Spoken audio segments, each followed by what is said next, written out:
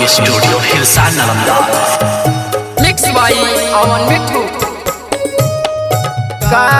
चाही बसा के बहंगिया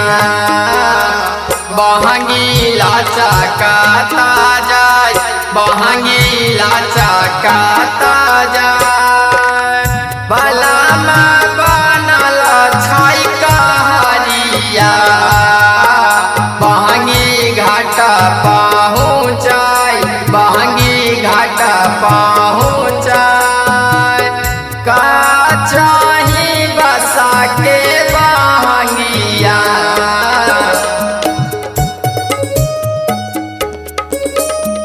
रहिया में पूछे ले बाटोहिया बहंगी के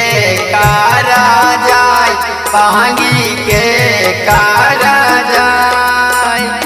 अंधारा बेरे बाटोहिया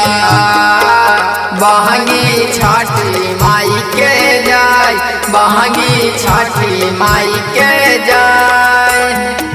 छठी माई के जाय बारातिया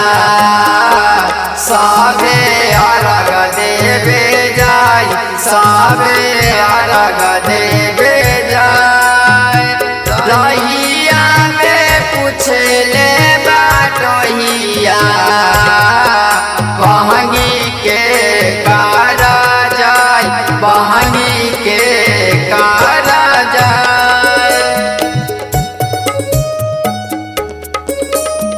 पेन्हू नया मन जी पियरिया बहंगी छठी माई के जाय बहंगी छठी माई के जाय छठी माई के होवत बरतिया सबे अर्घ देवे जाय सबे अर्घ देवे जाय का चाही बसा के बहंगिया बहंगीला चकाता जाय बहंगीला चकाता जाय भला में बनल छई कहरिया बहंगी घाट पहुँचाय बहंगी घाट